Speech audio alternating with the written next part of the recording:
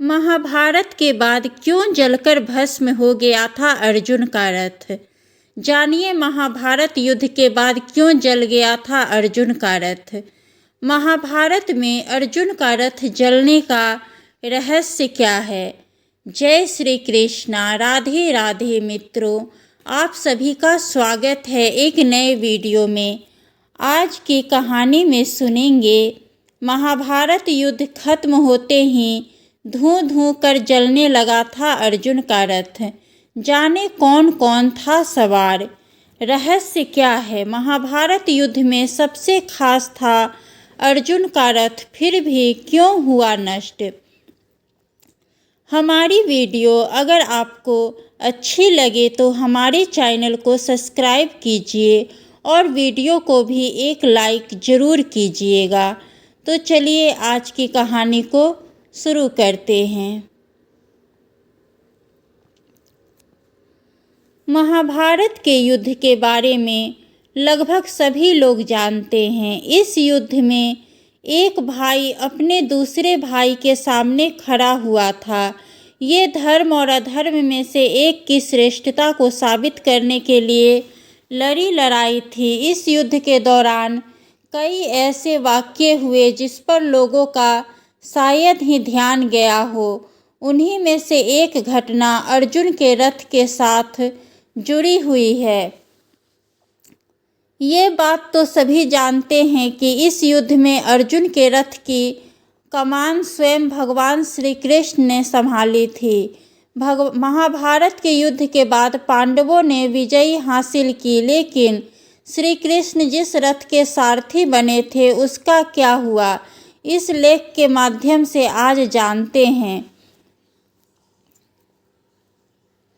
महाभारत में जब कौरव और पांडव एक दूसरे के आमने सामने थे, तब कृष्ण भगवान ने अर्जुन को राम भक्त हनुमान का आवाहन करने के लिए कहा था।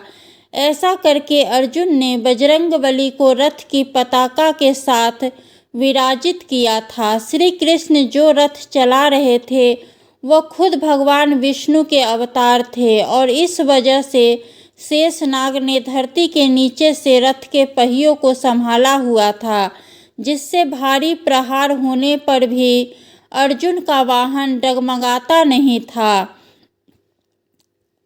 अर्जुन और इस युद्ध में धर्म तथा सत्य का साथ देने के लिए प्रभु श्री कृष्ण ने ये सब प्रबंध किए थे।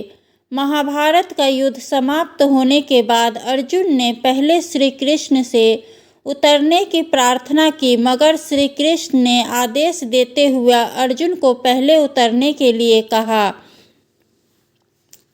अर्जुन रथ से उतरे और उसके बाद श्री कृष्ण भी रथ से नीचे आए। इसके साथ ही शेषनाग फिर से पाताल लोक में चले गए, तो वहीं हनुमान जी भी अदृश्य होकर वहां से चले गए। श्री कृष्ण और अर्जुन के कुछ कदम चलने पर ही ये रथ आग की तरह तेज लपटों से घिरा नजर आया और जलने लगा। अपने रथ को जलता हुआ देखकर अर्जुन ने श्री कृष्ण से इसका कारण पूछा। तब प्रभु ने बताया कि भीष्म पितामह, द्रोणाचार्य तथा कर्ण के दिव्य अस्त्रों के प्रहार की वजह से यह रथ बहुत पहले ही जल गया था, मगर इस रथ की पताका पर विराजमान हनुमान जी और मेरी मौजूदगी की वजह से यह रथ मेरे संकल्प के कारण अब तक हमारा साथ दे रहा था। महाभारत के अंत के साथ ही तुम्हारा काम पूरा हो गया है और इसलिए मैंने इस रथ को छोड़ दिया, जिससे अब यह भस्म हो गया है। पुराणों के अनुसार इस घटना से अर्जुन के मन में जन्म ले रहे घमंड को भी तोड़ा। कर्ण पर विजय प्राप्त करने के बाद अर्जुन को अभिमान होने लगा था कि वो सर्वश्रेष्ठ हैं। रथ जलने के बाद अर्जुन का ये घमंड भी टूटा था। व्यक्ति को लगता है कि उसके प्रभाव बल बुद्धि से सब हो रहा है, लेकिन जीवन में ऐसा बहुत कुछ होता है जो प्रभु कृपा या गुरु कृपा से हो रहा है। पर हमारा अहंकार कृपा को मानने को तैयार नहीं होता, जिस कारण अहंकार बढ़ता जाता है।